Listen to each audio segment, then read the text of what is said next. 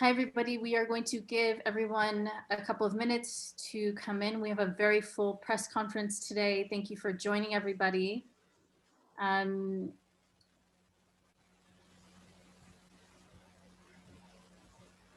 Great. So we have 100 people here, and the number is growing. So we are going to go ahead and get started so that we have enough time to answer your questions. First of all, thank you so much for being here today and for taking your time to join us. My name is Uma Mishra Newberry. I am the campaign manager for the Free Loujain campaign. Thank you again for coming to this press conference. The press conference will run in the following manner. I'll be giving a short introduction and then turn it over to Lina and Alia for a statement from the family.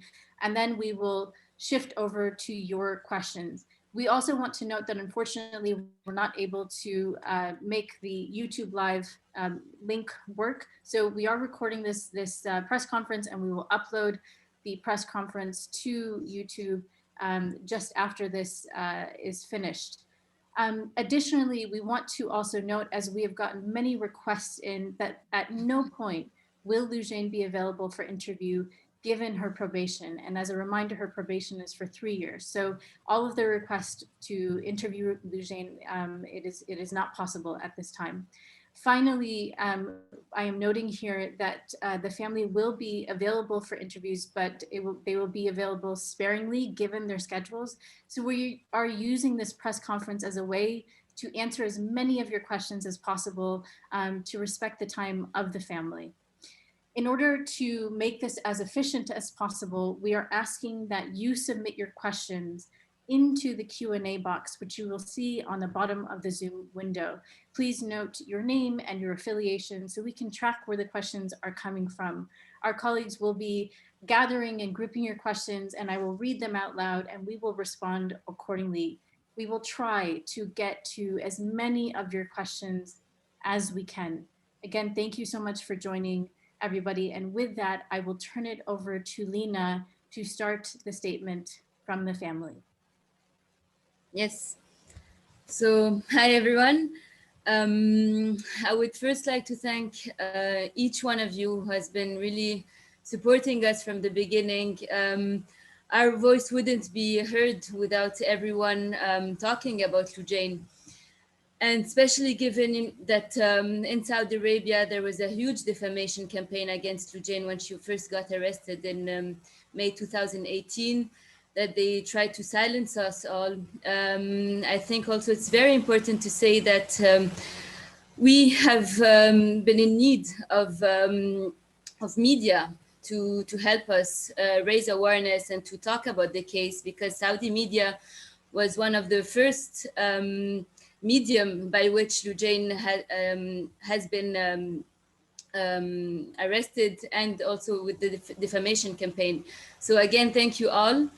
I will maybe just give a brief summary of the history from the beginning to yesterday.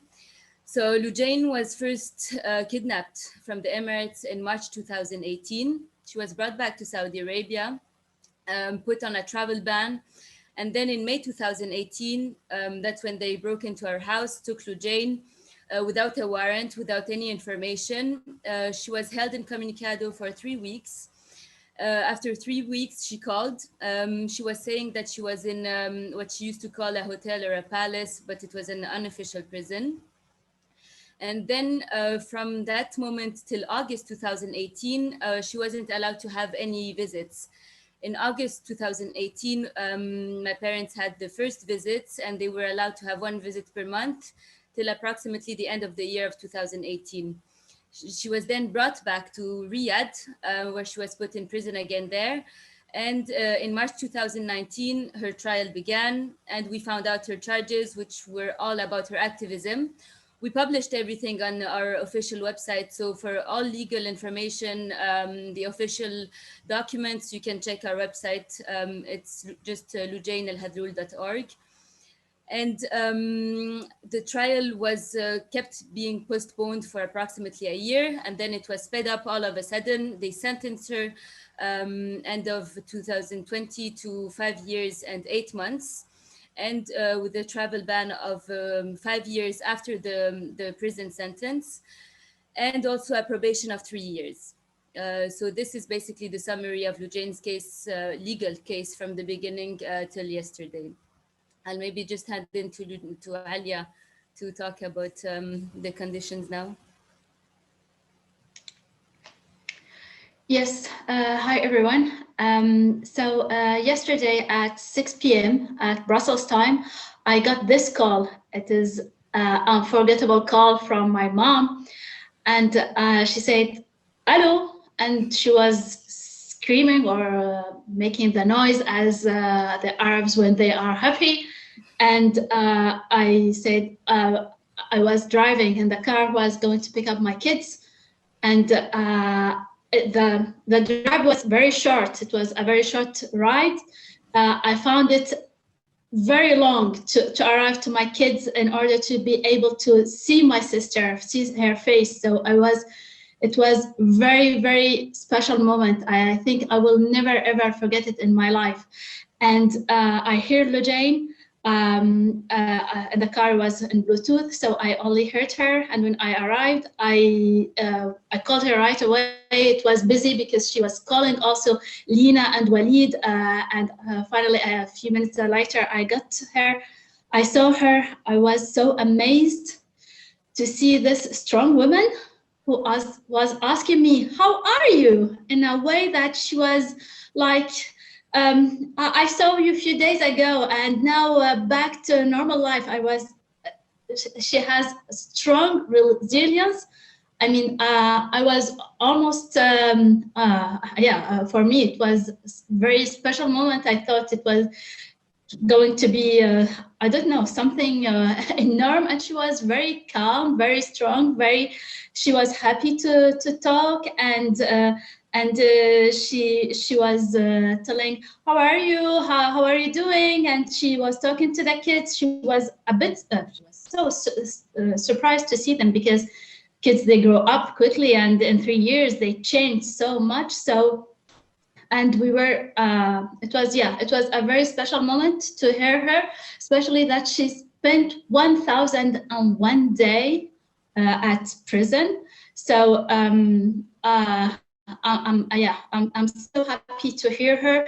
I'm so happy to see her very strong, as I knew her, but I never thought that she's going to remain strong as before. So this is Loujain that I know, but still I'm surprised, I'm amazed, I'm so proud of her ability to keep high hopes, to be very positive, to say, okay, I went through horrible things, but life continues, and I will do everything in order to go back to life and remain strong, and to take care of my family, the people who love me, who support me. She was really, I was very happy to hear her. And it was funny because she said, "I need to go to the supermarket to buy ice cream." So what I did with my kids, I went to the supermarket and we also bought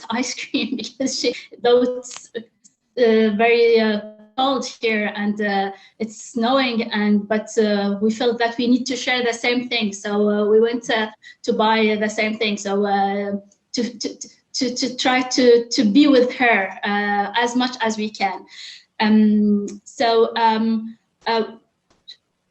I think everyone will ask me if she's okay, what is her health condition. I just need to tell you that she was released yesterday, and Loujain, she never ever complained. So this is something that very annoying with her. So she was saying, "I'm fine, everything." So I don't know if I can trust her or can believe her, but I know that she needs also time to reconstruct herself, and I'm sure she will do a great job.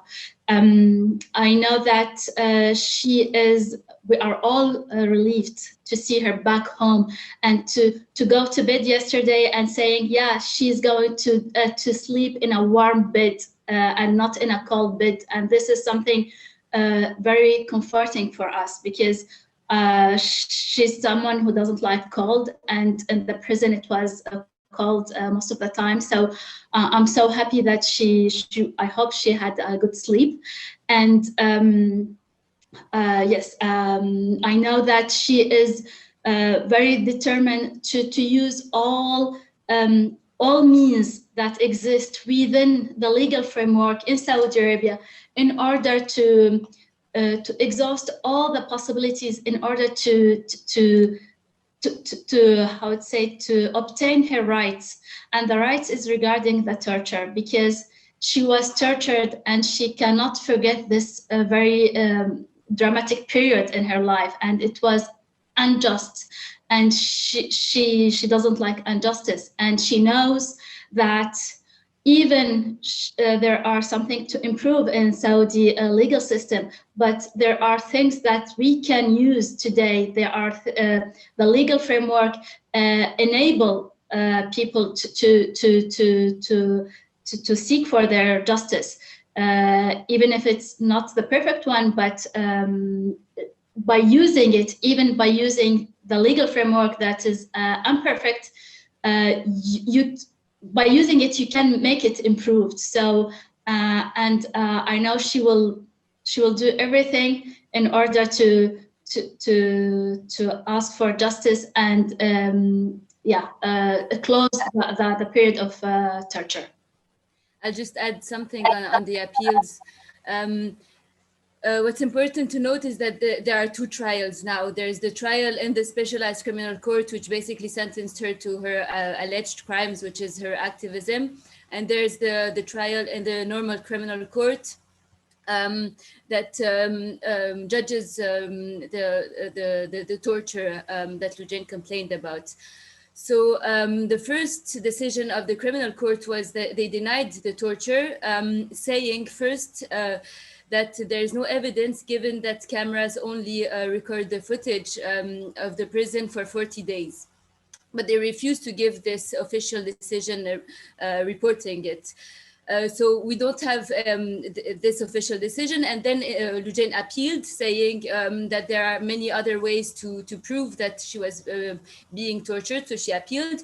And the final decision was made a couple of days ago, and in which the court confirms the first decision, saying that there was no torture. But now their excuse is that the burden of proof is on Loujain. So from the beginning, the torture, they're really trying to escape basically the investigation regarding the torture, because what's also interesting to note is that at the very beginning of the trial, when Loujain first complained about the torture, the public prosecutor denied it without even the judge giving him without the judge telling him to start an investigation. So the prosecutor denied it without an official investigation. And now that there's an official investigation, they're just trying to escape it in a way or another, to deny it based on legal procedure, or that the cameras don't record anything, etc. So Loujain is really not satisfied about this decision, and she will continue to seek justice and to try to prove in any way that the torture happened, and that also that the torturers must be sentenced. Regarding the normal specialized court, she was sentenced to 5 years and 8 months, with a probation of 3 years and travel ban of 5 months. She appealed, but we don't have any news of the appeal. So we don't know what will happen. Loujain is not free. She's just been temporarily released, conditionally released. And what we want now is that real justice, basically, that Loujain is completely unconditionally free, and that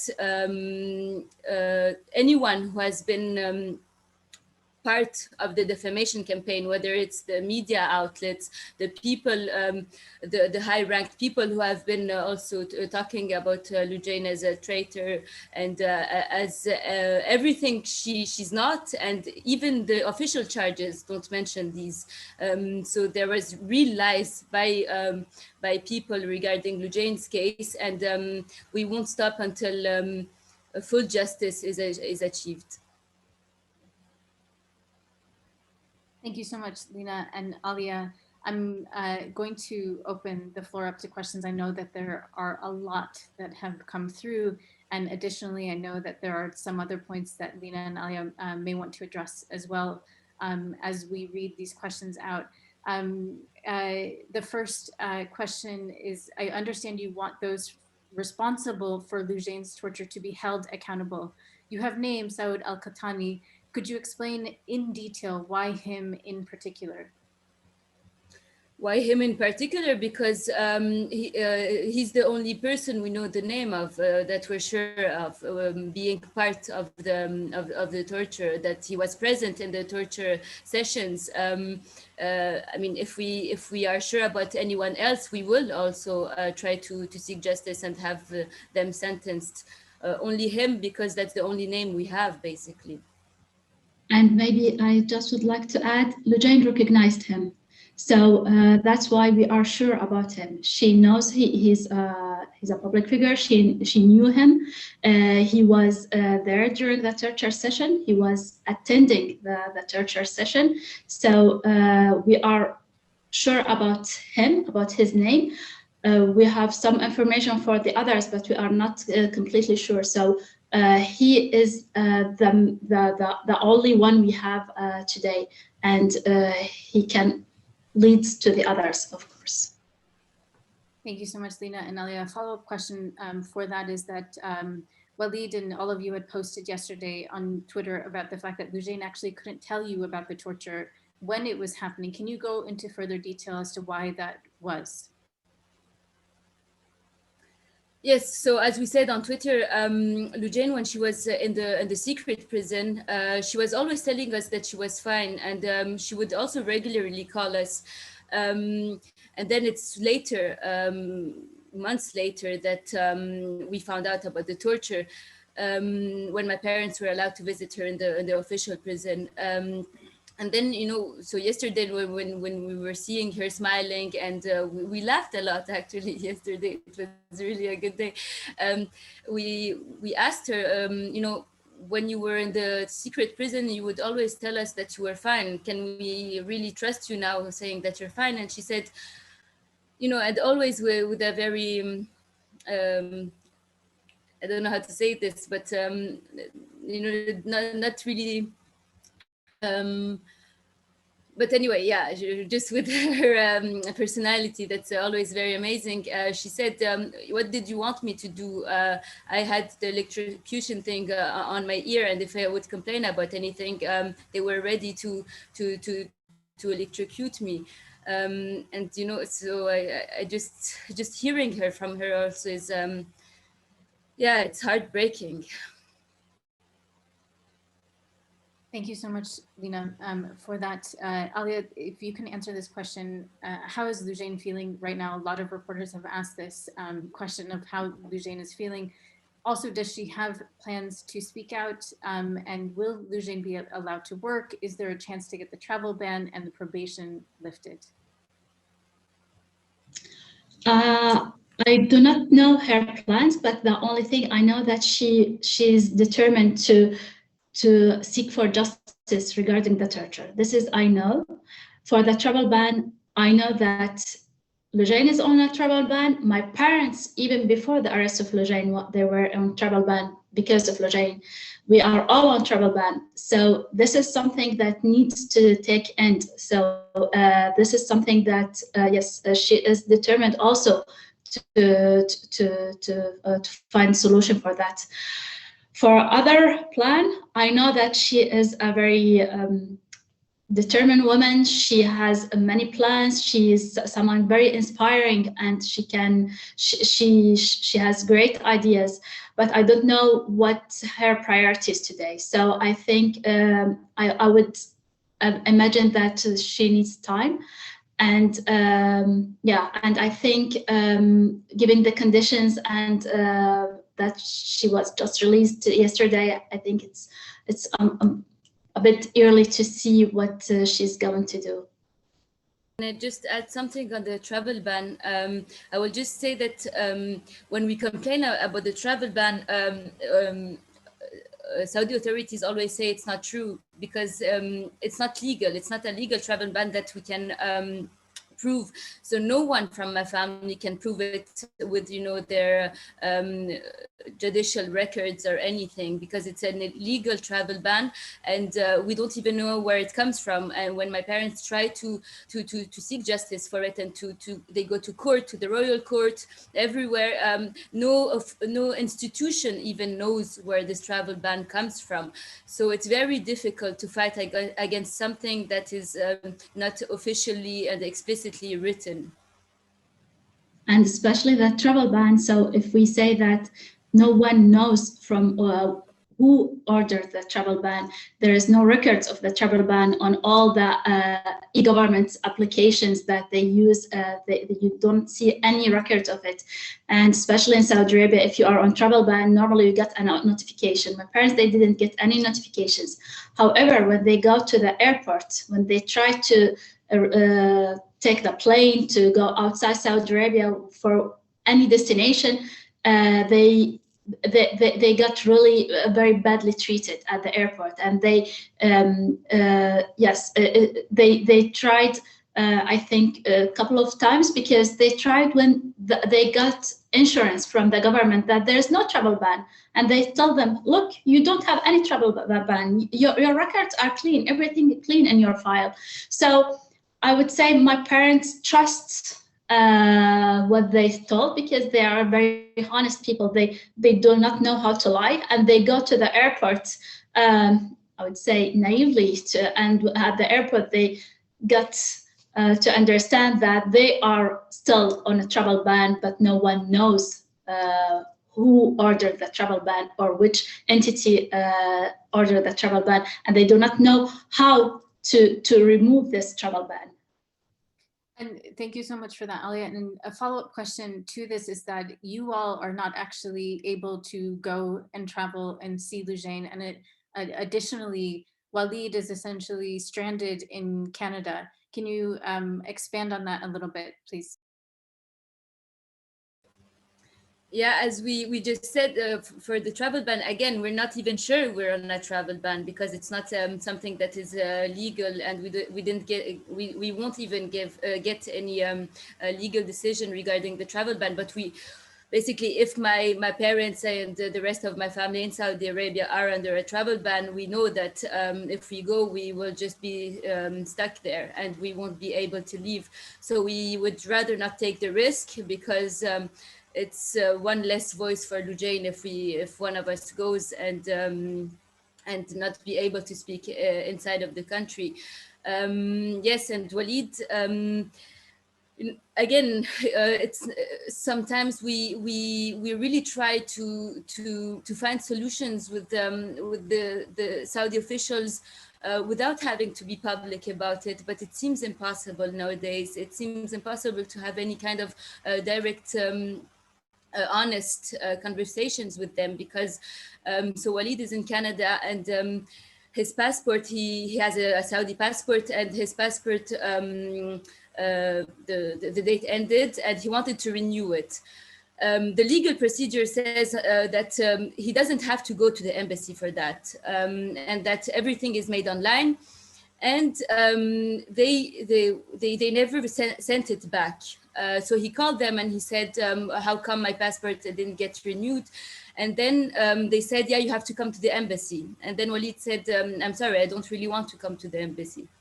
And then because he said, yeah, first, I don't have so much trust. And second, because it's not the legal procedure. So they said, yeah, it's not the legal procedure, but still, you have to come because there are some papers or whatever. And, they always try to find an excuse for him to go to the embassy, and we don't know why. So, it's always, they try to intimidate us, and to silence us in some kind of ways. So, yes, it's very tiring. Also, talking today and trying to find the right words when Loujain is is released now, and that it's we have to it's like a risk management with every word we say. So it's very tiring. It's exhausting, and again, we are not over with this. Thank you so much, Dina. Alia, if you can answer this question, is from Nicholas Christoph. It looked as if Loujain lost a good deal of weight while she was incarcerated. Is that correct? And any sense of whether it was the arrival of the Biden administration in power or pressure from Washington that led to her release?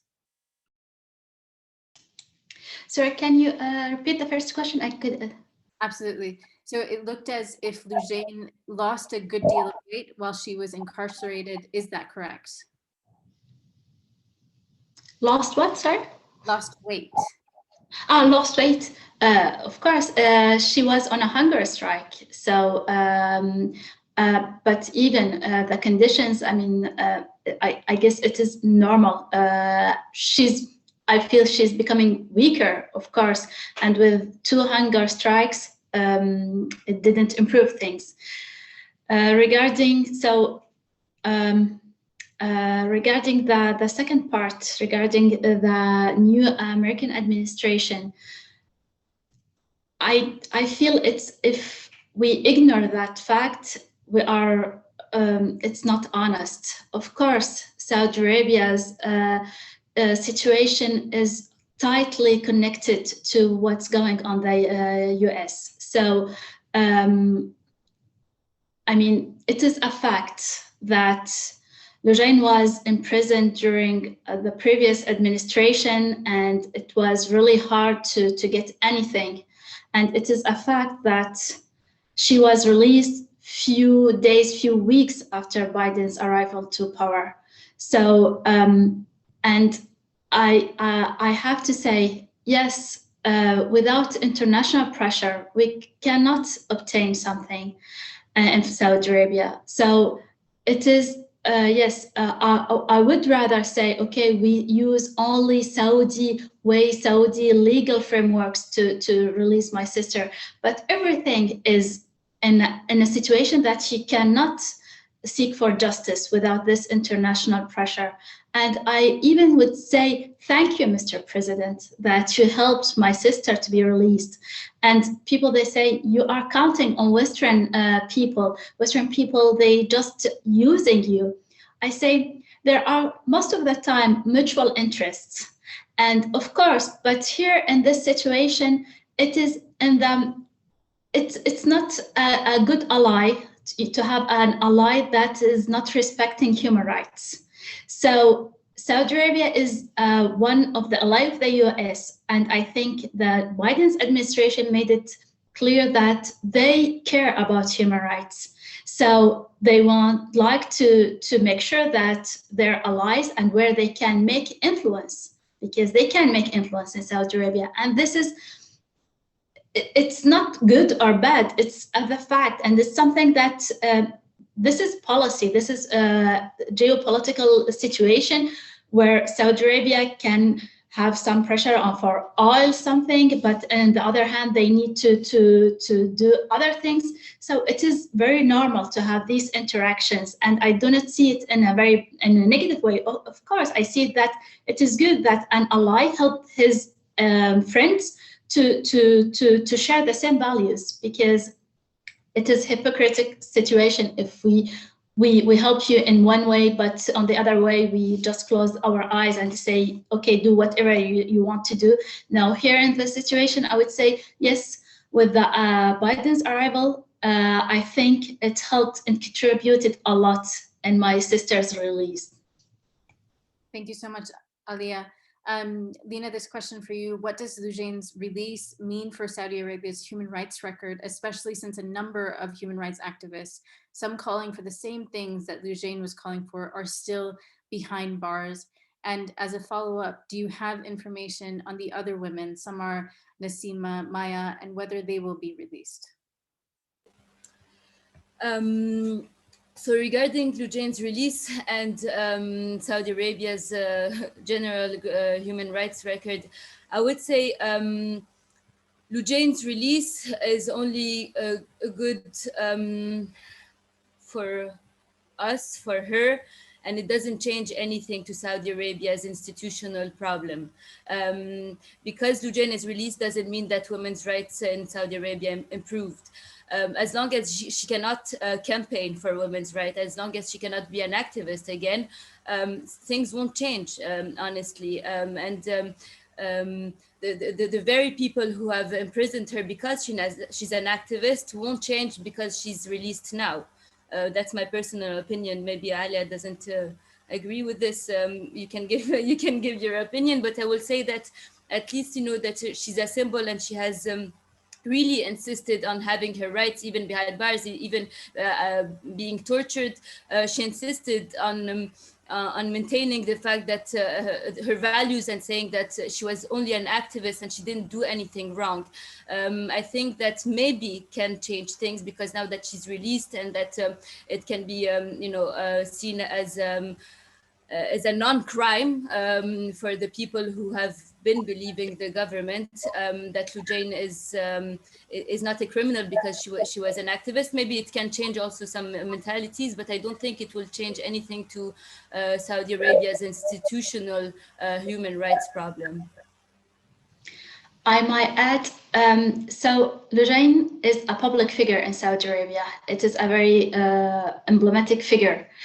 By releasing her, Saudi Arabia made it is a strong measure for Saudi Arabia to release her. So it looks like it was really a big deal keeping her in prison, and was a big deal how to deal with this problem and release her. Is it a good thing or bad thing for Saudi decision makers?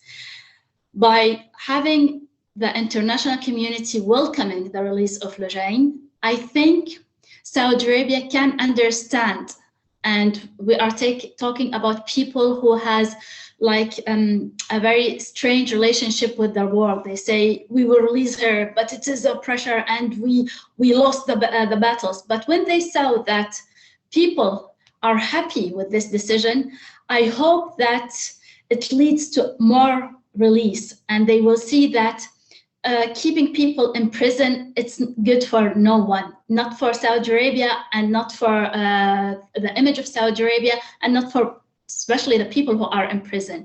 So saying that releasing a public figure could release other people. Regarding the human rights situation, it is a structural problem. Of course, there is a need to real work in order to work on this. And people like Loujain, other people who has a strong personality and a strong belief in doing this, now that they are in a situation where they need to really see what they can do. Again, I say that the international pressure could help improve things in Saudi Arabia, and that's why we say, okay, we have our sister released. We would like we love our country and we want it to get improved, and we think and we believe that with this raising awareness and this international pressure could help in gaining some awareness within the Saudi decision makers to say, okay, we can do something, and it's not a problem to improve things. It's not we are not losing something, because it looks like from their perspective, if they do improve the situation, it's like they are losing a battle, but it doesn't make sense. I mean, they need to evolve in their mentality as well. Thank you so much, Alia and Lina.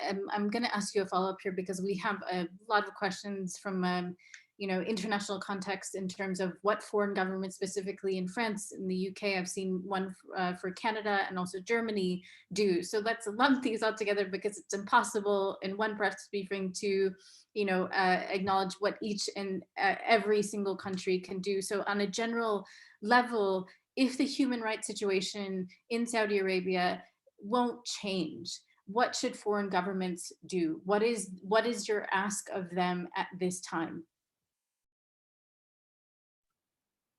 Lina, if you want to start. Okay. Again, it's always very difficult for us to choose the right words. We're not diplomats. We're not. We're just a family of an activist who has been detained. So I'll do my best to express my my opinion without being too harsh, probably. I want to say that I personally, I will speak on myself. I have been disappointed a lot when we have been we first tried to not to ask for any help in the international community, because we thought that it was possible to directly contact our government to to see what's happening with Loujain within the Saudi institutions. But at some point it was just impossible. Loujain disappeared for for months also, sometimes, and we won't get any information unless we make it public. And that's really disappointing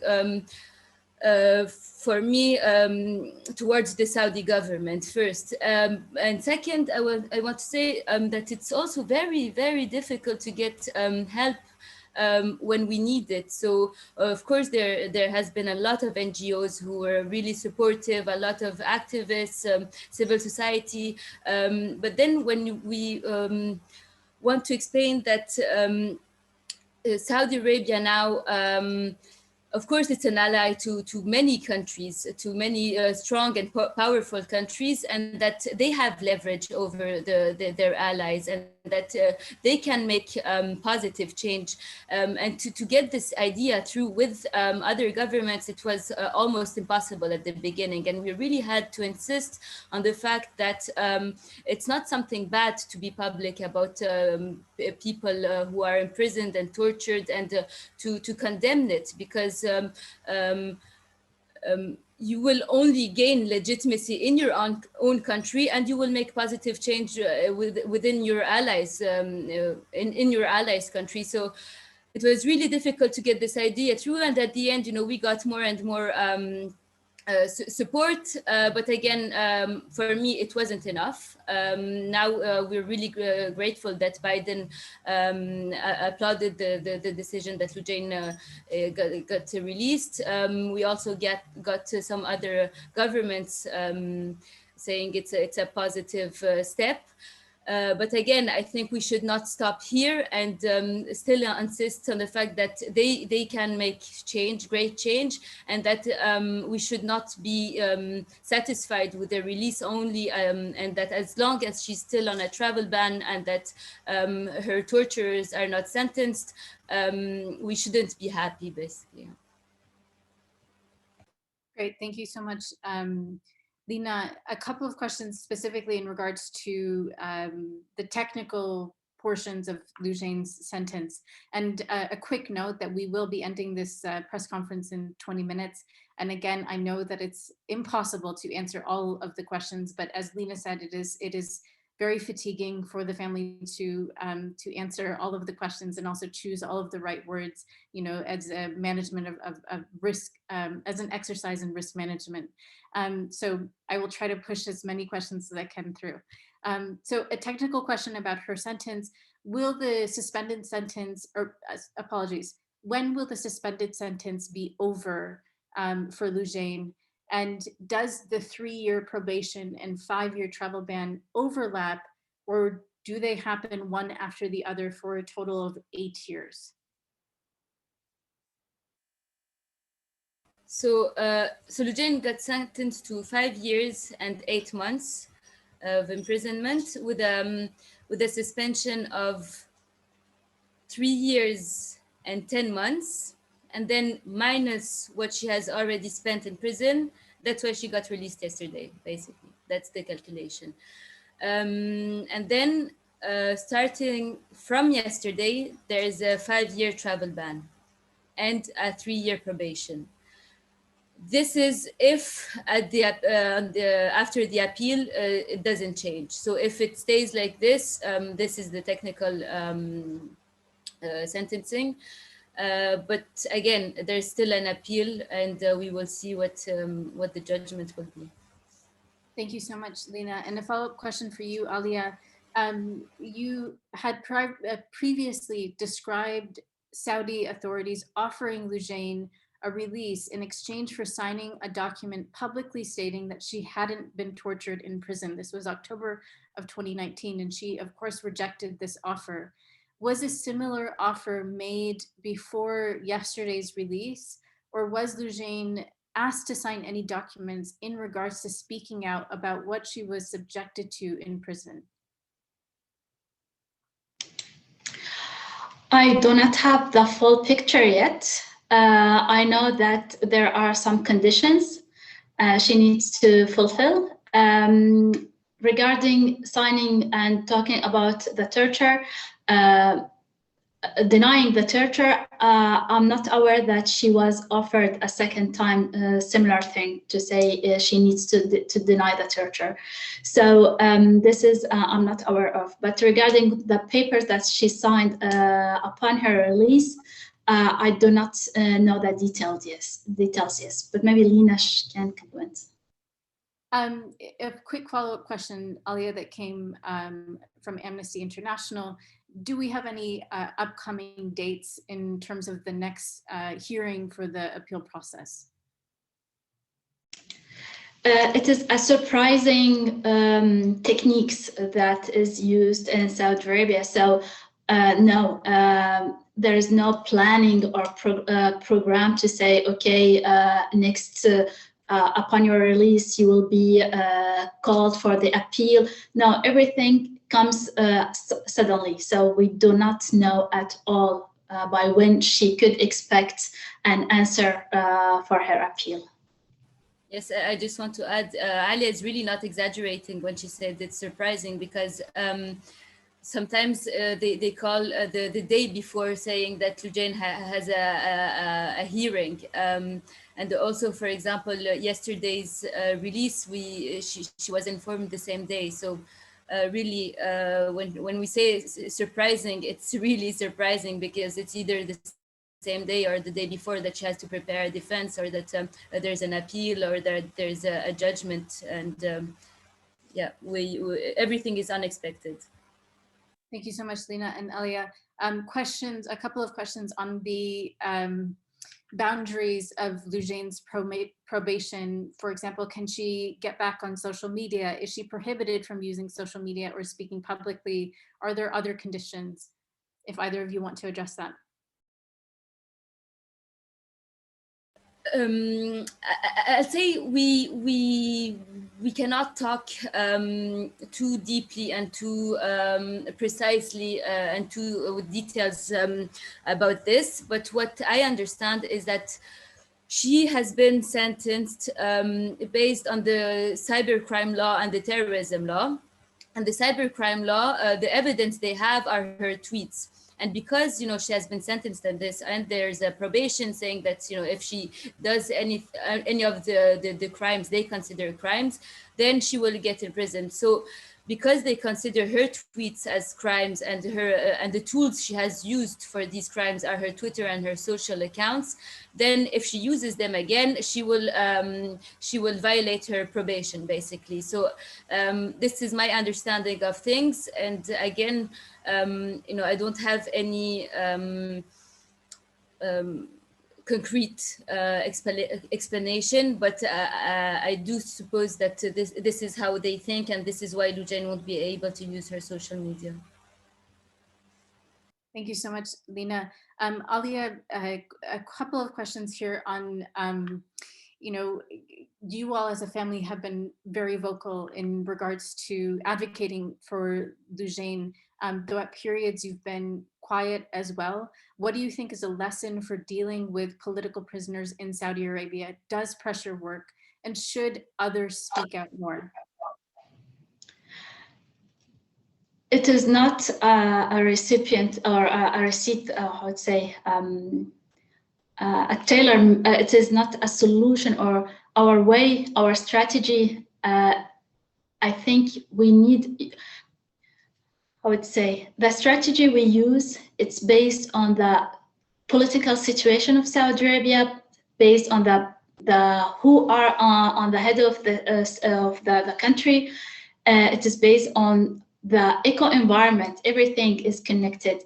So what we did in the last almost 3 years, indeed, there were periods where we were silent because we were testing different strategies and we were trying to see what is the best in order to help our sister. I would say that it is not a systematic approach that we need to do it. Going public could be helpful in our situation, given the fact that everything is blocked in Saudi Arabia. We used to have institutions, but the institutions were very weakened in the last 3 years. And that's why it was impossible to get any answer from any governmental entity, any institution within Saudi Arabia.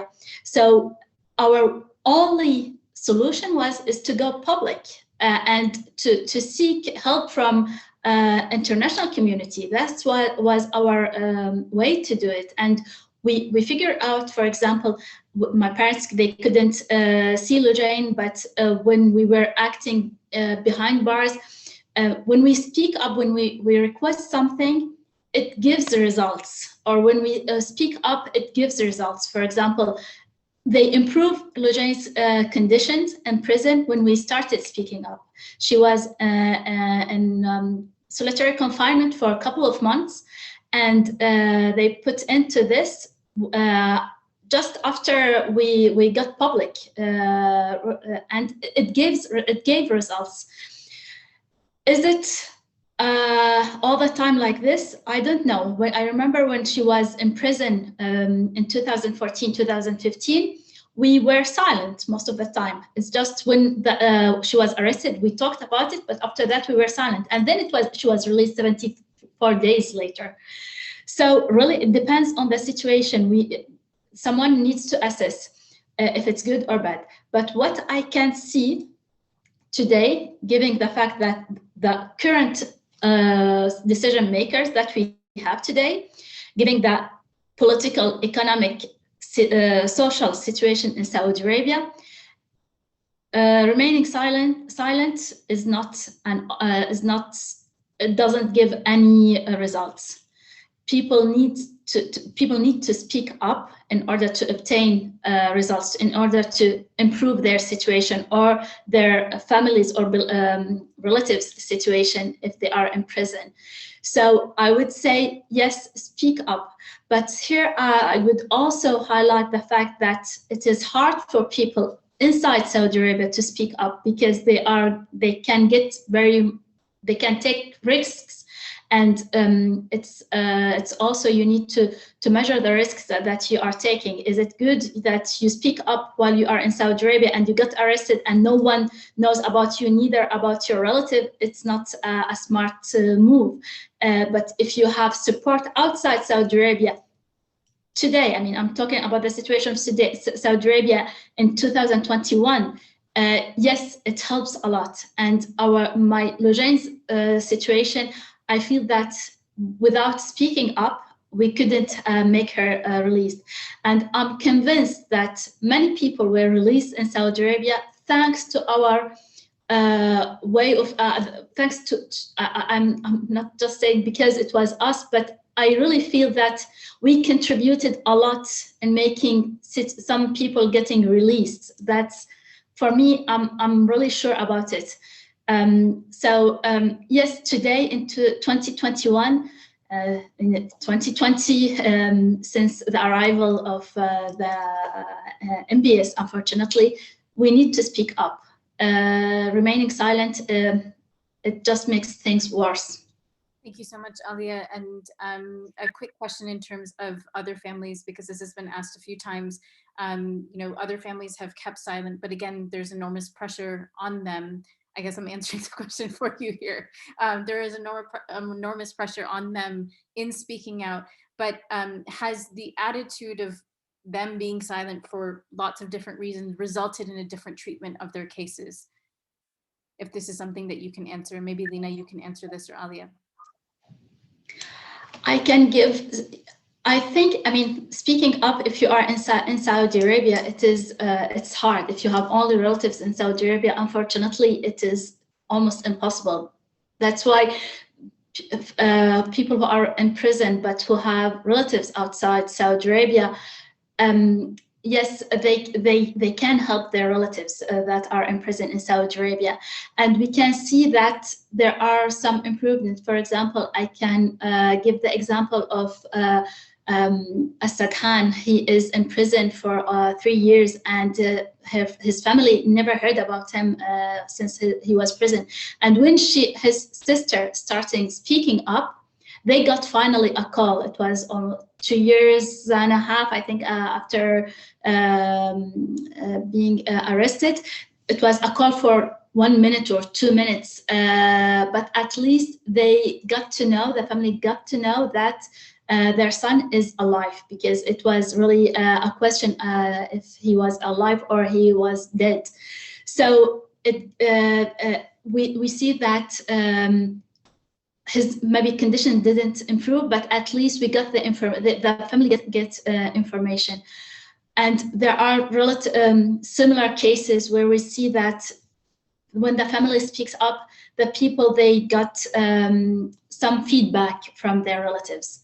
So yes, but I do not, I mean, and also the people that they prefer not to speak up, and we need to respect also their wishes. So we cannot also talk about them. Thank you so much, Alia. Question for you, Lina. How do you reconcile MBS's, Mohammed bin Salman's reformer promises? How do you analyze the contradiction between MBS's stated intentions to modernize Saudi Arabia and the relentless activity against Saudi activists like Loujain? Additionally, do you have comments around the legal reforms that MBS announced just a few days ago? Yeah. So I would say, again, politics is always very difficult to talk about, but I will be honest, because after all these years, I think it's crystal clear who MBS is, and we cannot turn a blind eye. So, I mean, the MBS as a reformer, I think we could believe it at the beginning, because we didn't really know who he was. But now that it's been years that he's been doing crime after crime without even, being without anyone putting pressure on him to stop this, I think. It's only about his image, everything he's doing is for his image and to be legitimate, to be the one the West chooses, basically, to be the ally, and inside of the country as well. He did a coup. He's not the one who was supposed to be crown prince. He imprisoned his rival. So he's not legitimate, and the only way he can be accepted is to give an appearance of a reformer, as an open person, as someone who wants to change things, and that sometimes you can do mistakes when you have to go fast and do things the good way, basically. But we haven't seen any positive change. When we talk about women's rights, it's only about women driving, and that's thanks to Loujain and the other activists. After years of campaigning, it was almost, it was just the right moment to do it. And MBS took the merit of this without Loujain and the others raising awareness within the society that this is not acceptable, that women shouldn't be banned from driving. No one would have even thought about allowing women to drive. So it's because the people ask for it that the decision has been made. When we talk about other things regarding women's rights, we don't see any real improvement. It's only about whitewashing, putting ambassadors, women ambassadors to other countries, but the one they choose, I mean, the one in Norway, Al-Muallimi, she's part of the Loujain's cover-up, of Loujain's torture cover up of the torture, because she visited Loujain in prison. Loujain told her everything that had happened to her, and she just decided to cover up. And after a couple of months, she was named ambassador in Norway. So we really see that, women empowerment is a lie in Saudi Arabia, that there are no real reforms. I mean, again, I'll give some examples. Women are allowed to travel now without the consent of their male guardian, but it's only the the consent that is needed before traveling. But if a woman decides to travel and the male guardian thinks it's disobeying him, or that it's a disappearance, then he can call the police and imprison her in what they call a care home. And she cannot get out of this prison without the consent of this very male guardian who has been forbidding him from traveling. So really the whole institution, the structure problem is still there. And it's just, giving some sweets to the West to see as reforms and positive changes, but inside of the country nothing changed. People are still as oppressed, and even more now. A police state as it is today, we've never had this in Saudi Arabia. We've never had like a state security as it is now. Like they can just break into a house, take a person without a warrant, make them disappear for years. It's quite new in Saudi Arabia. And also people getting arrested over tweets also. So there's really an atmosphere of fear under MBS. There are no real reforms, there are no institutionalized ones. Sometimes we see some changes, but it changes also the day after, because it's nothing that's made by the people. It's not something that's really thought. It's not something that's it's just for him to appear like a reformer, and then whatever the people are living, it's none of his business. So MBS is far from being a reformer, and he's oppressing Saudi people. Yeah. Thank you so much, Lina. And Alia, I saw you unmute. If you can unmute on your end. Yes, sorry. So I just would like also to add about the reforms. So the reforms, it is really the purpose of these reforms is to make MBS appears as a reformer. It is good if he appears as a reformer, and it could have a real impact on Saudi people. But what we see is that the reforms are helping people only that are okay with they are progressive people that, for example, the women, they do not have an issue to travel to work. So for those people, these reforms is just simplifies administrative things. So the woman, she doesn't need any more extra papers. But for women who are really under under her husband or father, for those people, nothing changed, because the whole institution needs to be changed. You change just small laws here and there, but the general framework, it didn't change. So in order to empower the most vulnerable women in Saudi Arabia, that's why those reforms, that you will see women saying, yes, I feel that there were changes. Those changes is just less administrative paper for those women who already have supportive family. So for my case, I would feel this. I would feel the changes, because I don't need to bother my father to go with me or whatever. But for women who has a very a violent husband or incomprehensive family, she cannot enjoy those reforms. Great, thank you so much, Alia. I will just add something on what Alia said. It's of course it's about women who are privileged. The changes are positive, etc. But what we see also is that the ones who are less privileged is that they believe the changes. So for example, when there was the concerts, many of them went and danced and got arrested based on the public decency law, without knowing that they would get arrested, because they thought that the changes were real, and at the end, they get arrested. Same thing for how they dress. Some women believed, and they showed, to policemen, look, this is the law, why am I getting arrested? And then they just disappear, and we don't have any news about them. So this also, there's a state of insecurity, and not knowing where the red lines are is also a new dangerous thing that was not there before the so-called reforms. Thank you so much, Alia and Lina.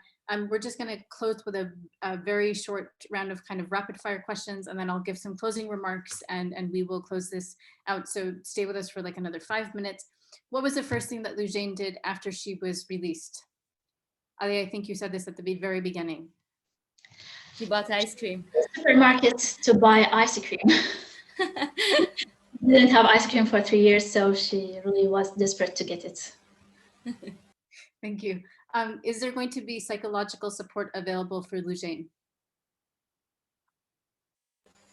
I hope so. Honestly, it's things we haven't really thought about yet, and we will try to manage it as soon as possible.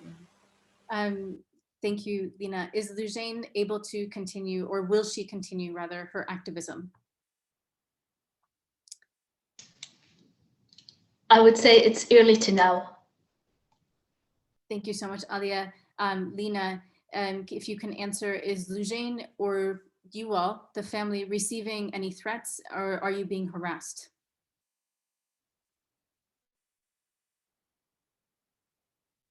Yes, I mean, on social media, I think it's quite a normal thing now with all the electronic flies. But again, it's been 3 years, and I want to say, Alia discusses with them a lot. I don't. I mostly ignore them. Yes, I mean, there is a lot of, I would say, mostly electronically harassment and threats. But I wouldn't say it's something that would get to to real life. Maybe, I don't know, Alia, what you think. For me, harassment, yes, but I do not feel insecure. I feel insecurity, so I'm fine with it. And I discuss with the troll every time, and I enjoy discussing with them. So I have to say. Thank you, Alia. Is the family done fighting, or is the fight still continued after this? Lina, if you want to answer this one. I mean, as I said, now that I've been dragged into this, I didn't know what families of detainees live. And I think that with the experience I gained, I can also, help a lot of other families, I would say. And I don't think I have the heart to just ignore everything I know now, and to say, okay, Loujain has been released, it's over, and that's it. No, of course, I'll only be satisfied when she gets her full freedom, when she's able to come and see me here in Belgium, that we can travel together, that she's able to speak about everything that's happened to her, and also that when I see the relatives of all the people I've met released, and all political prisoners in Saudi released, and also not only released, but being able to speak and not be scared, and not to live a hell outside of prison. Thank you so much, Lina. And I want to thank Lina and Alia, especially for their time, for their patience, for their energy in answering all of these questions in this press conference. I want to thank all of you who have joined us today and asked your questions, and I apologize profusely if we have not been able to get to your questions. So in order to help kind of expedite some of the questions that you may have, please email us at freeloujain@gmail.com with your questions. We will try to consolidate and answer any and all questions that come through. Please note, we will not be able to honor all of the interview requests, as there are many that come through, and we will be selective in the ones that come through, and the family members will be discussing their availability shortly. So please liaise with me, and I will try to communicate that. Finally, In terms of the next steps for the campaign, we will release a press release very shortly in the next few hours or so, just containing all of this information that has been discussed on the press conference day. We will upload this recording onto YouTube, so you have that link as well. And finally, we will note in this press release what the next steps in terms of what the Free Loujain campaign is calling for, which is bringing those who tortured Loujain to justice, including Saud al-Qahtani, to drop all the charges, to lift the travel ban on Loujain and the entire family, reparations for Loujain for illegal imprisonment, and to hold local newspapers accountable for defamation. Thank you again for your questions and for your time. Thank you, Lina. Thank you, Alia. So relieved that Loujain is home. Thank you, everybody. Bye.